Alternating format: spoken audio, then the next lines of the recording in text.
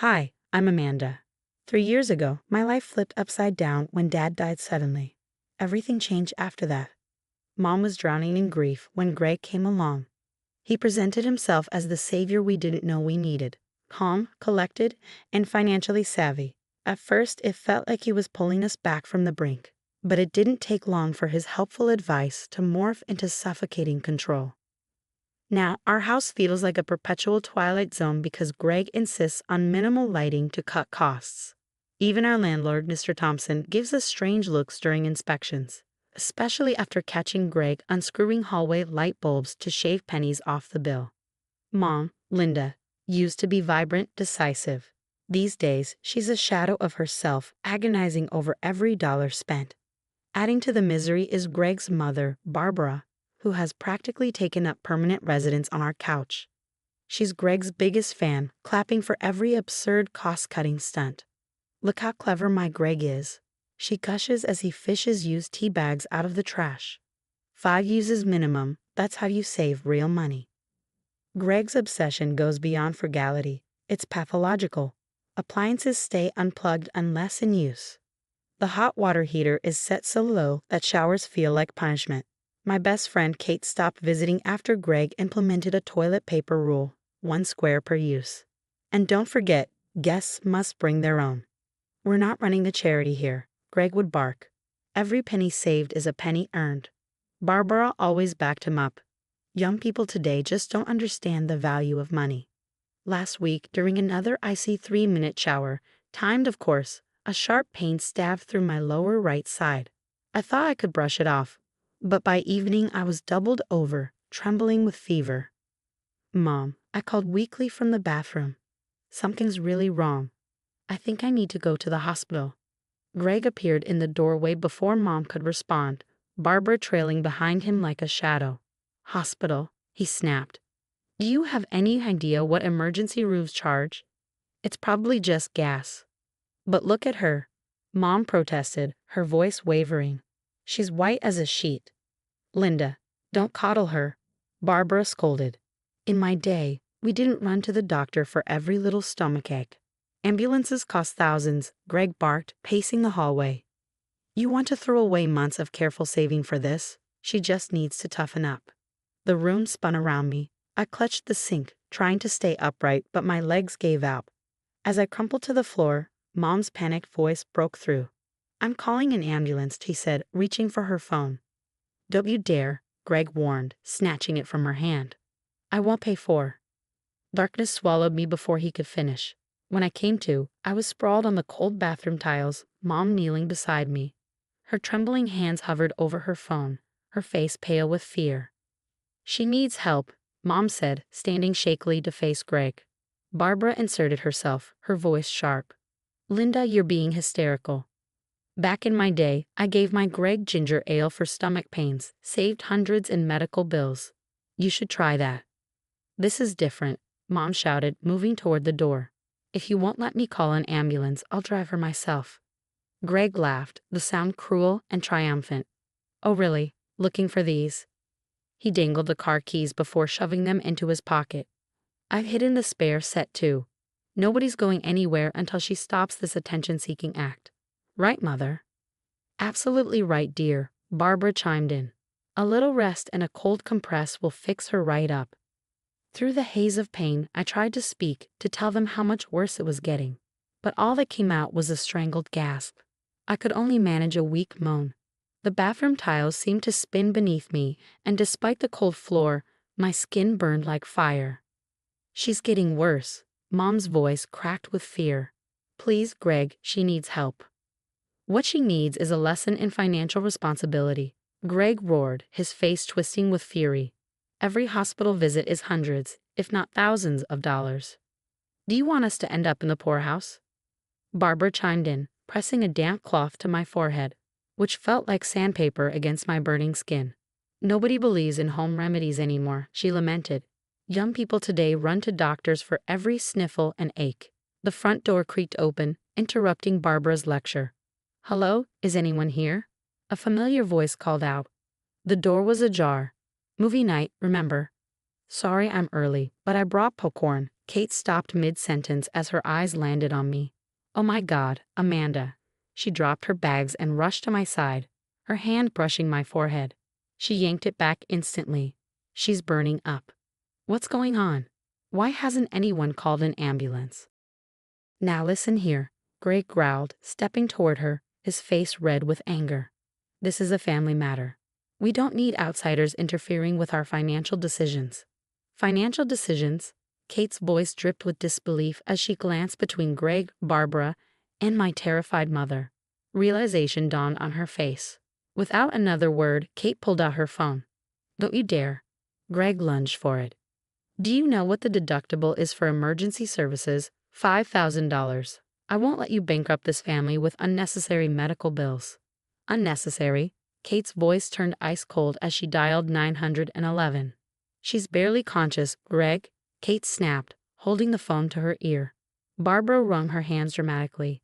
In my day, people die from appendicitis rather than bankrupt their families, Kate retorted, already giving the dispatcher our address. Greg's face turned purple as he screamed, You'll be responsible for the deductible, every penny of it. $5,000. Do you hear me? 5. But Kate wasn't listening. Mom broke down in tears of relief as the sound of approaching sirens pierced the night air. Greg spun around, panic etched on his face. Who called them? Who called them? He pointed an accusing finger at Kate. You had no right. The ambulance screeched to a halt outside, and Greg rushed to block the front door with Barbara trailing behind him. No one called for medical help here, Barbara shouted through the door. My son handles all family health decisions. Ma'am. A paramedic's firm voice answered from the other side. We received an emergency call. Step aside or we'll have to involve the police. Barbara threw open the window, shouting to the gathering neighbors, Nothing to see here. Just another young person seeking attention. In my day, we dealt with illness at home, like sensible people. Mrs. Peterson from next door recorded the chaos on her phone, and more neighbors gathered, whispering and pointing. Sir, move away from the door, a second paramedic warned, radio in hand. We have a report of a critical patient. Mr. Thompson, our landlord, suddenly appeared behind the paramedics. I'm the property owner, he said firmly. You have my full permission to enter. With that, the paramedics pushed past Greg and Barbara, rushing to my side. Their faces turned grim as they checked my vitals. Temperature is dangerously high, one of them said. Severe abdominal rigidity, possible peritonitis. The ride to the hospital was a blur of sirens and voices. Greg and Barbara followed in their car, calling everyone they knew to complain about wasteful medical expenses. In the emergency room, the doctor's face darkened after examining me. She has a burst appendix, she said gravely. The infection is spreading. We need to operate immediately, or she won't survive. Surgery, Greg exploded. Do you have any idea what that costs? Just give her some antibiotics. Sir, the doctor's voice was like steel. Without immediate intervention, your stepdaughter could die. Die? Barbara scoffed. Doctors always exaggerate to run up bills. In my day. I've seen enough, Mr. Thompson interrupted, pulling out his phone. I'm calling the police. I witnessed everything from blocking medical access to delaying critical care. Greg's face went pale. You can't prove anything. This is all a setup to force us into debt. Actually, Kate interjected, holding up her phone, I can prove everything, from when you hid the car keys to when you blocked the paramedics. It's all recorded. 2 police officers entered the ER as the medical team prepped me for surgery. Mr. Watson, Mrs. Watson, one officer said sternly, we need to ask you some questions about deliberately preventing medical care for a critical patient. This is harassment, Barbara shrieked. My Greg was protecting his family from medical debt. The last thing I heard before being wheeled into surgery was Kate telling the officers, I have recordings of everything. Every single thing. 2 weeks after my surgery, the truth about Greg and Barbara came crashing down like a house of cards. The hospital social worker, Miss Martinez, had been quietly building a case, documenting everything from the night I was admitted. This isn't their first time, she told Mom, spreading a series of files across her desk. We've identified 3 other families in the area. Same pattern. Greg marries a vulnerable single parent, then denies medical care to the children, always citing financial reasons. Mom sat frozen, her hands shaking as she sifted through insurance documents. He canceled our health insurance 4 months ago, she whispered. He said the premiums went up, but really, her voice broke. Miss Martinez nodded grimly. He pocketed the premium money. But that's not all. That's when we discovered Greg's secret savings account. While I lay in agony on the bathroom floor, listening to him rant about ambulance costs, he had over $50,000 stashed away. Money he'd hoarded by denying us basic necessities, canceling insurance, and imposing his cruel penny-pinching regime. I want a divorce, Mom announced, her voice steady and stronger than I'd heard in years. And I'm pressing charges. The police investigation moved swiftly. Other victims came forward, previous stepchildren who'd suffered at Greg's hands. One girl had nearly lost her leg to an untreated infection. A boy had permanent damage from a delayed appendix surgery eerily similar to what Greg tried to do to me. Barbara's shrieking about ungrateful families at the courthouse did nothing to help their case. Greg's attempts to justify his actions as teaching financial responsibility fell flat, especially when Kate's recordings, Mrs. Peterson's videos, and witness testimonies painted a damning picture. The community rallied around us. Mr. Thompson organized a fundraiser to help cover my medical bills. Neighbors who had witnessed everything that night gave their statements to investigators. The evidence was overwhelming. The judge's verdict was swift.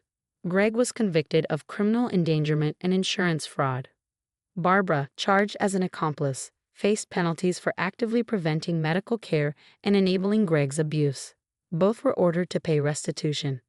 In my years on the bench, the judge declared, I've rarely seen such calculated cruelty disguised as financial prudence. Greg's precious savings were drained to compensate his victims, leaving him and Barbara penniless. Their reputations were shattered. Barbara's endless social media rants about being persecuted only backfired as former victims flooded the comments with their own stories. Today, our home feels light again. Mom's smile has returned, and the house is warm, well-lit, and full of life. Kate visits often, bringing takeout and laughter. Mr. Thompson even hired Mom to manage tenant relations, saying she had a sharp eye for spotting red flags. As for me, I'm healing well. The community has grown closer and more vigilant, ensuring no one else falls prey to people like Greg and Barbara. And Greg and Barbara. Last we heard, they're living in a cheap motel, still preaching about financial responsibility to anyone who will listen. But no one's buying their act anymore. Sometimes, the best revenge isn't about getting even. It's about getting free. And that's exactly what we did. Discussion. Do enablers deserve harsher punishment? Barbara's role in this story raises an important question. Are enablers as culpable, or perhaps more dangerous, than the abusers they defend? By normalizing Greg's actions and actively supporting his cruelty, Barbara perpetuated harm and silenced those who might have spoken out sooner. While Greg was the architect of the abuse, Barbara played a vital role in ensuring his behavior seemed normal to the family and others. This normalization can make abuse harder to recognize and resist, potentially leading to greater and more prolonged harm. What do you think? Should enablers face harsher punishment than the abusers themselves? Or does their accountability depend on the extent of their complicity?